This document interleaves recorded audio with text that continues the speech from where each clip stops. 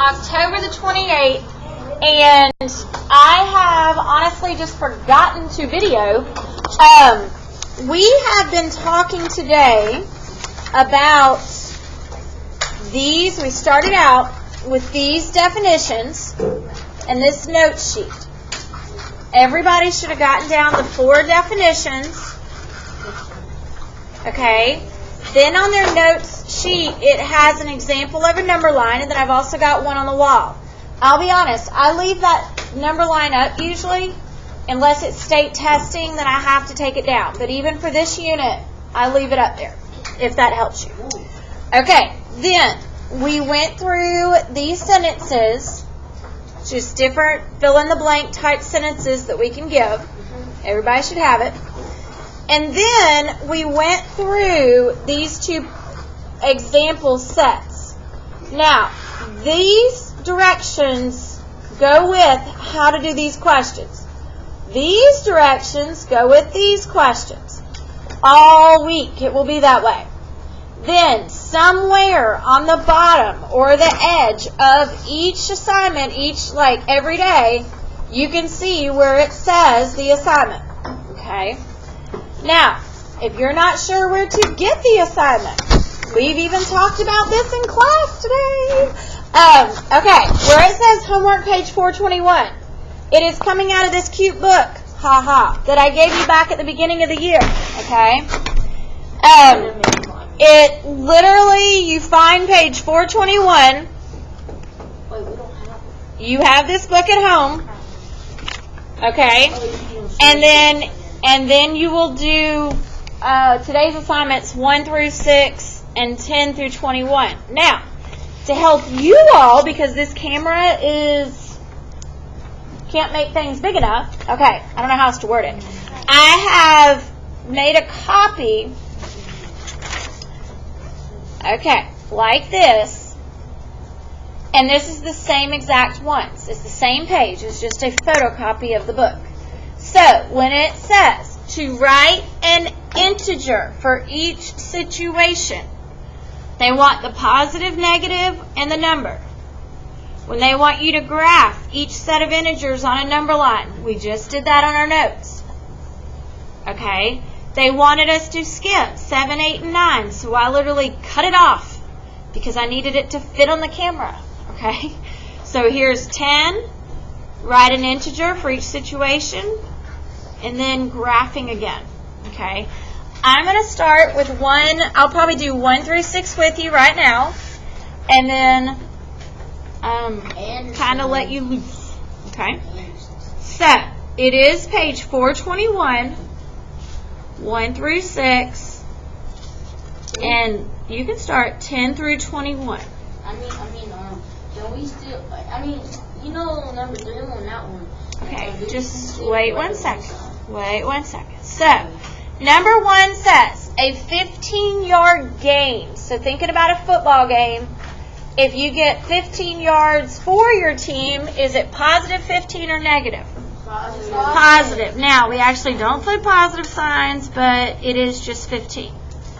Okay, number 2.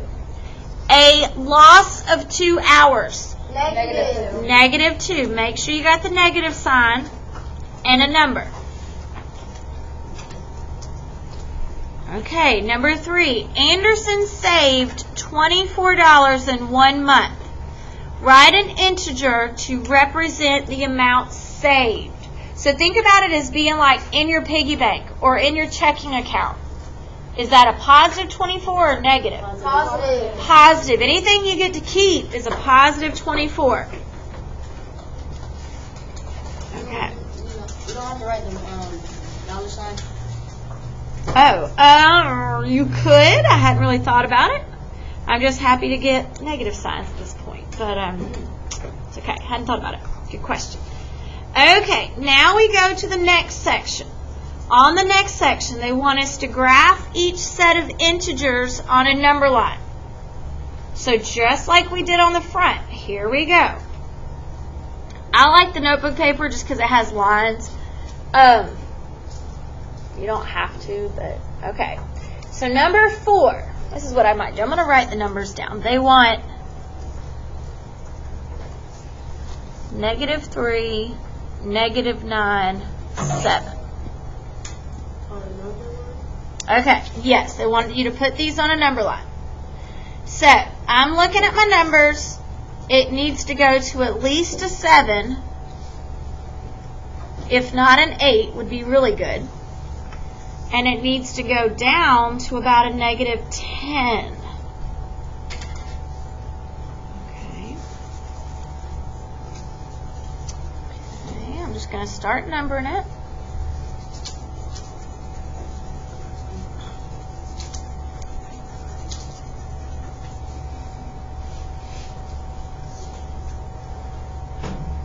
I'll be honest, I haven't done one on notebook paper this year since last year, so you can see that my spacing may not be totally perfect. I try, but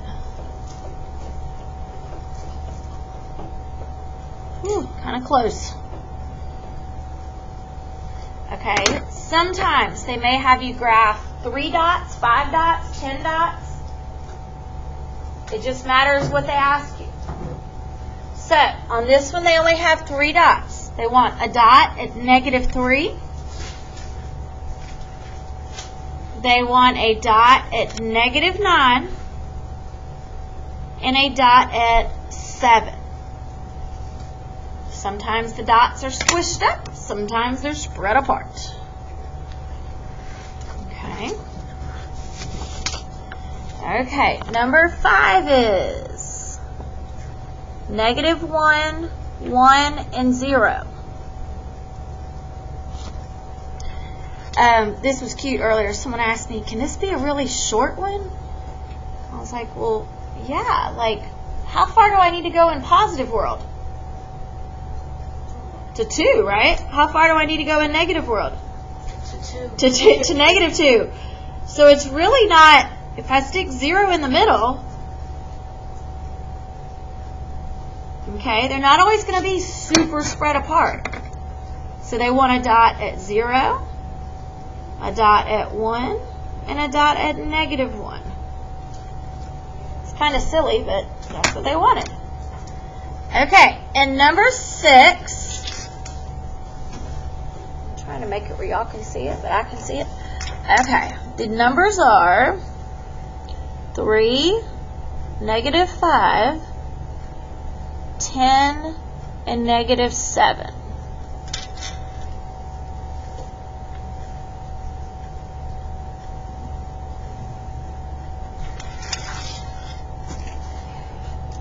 So, I'm going to go out to at least 11, at least -8,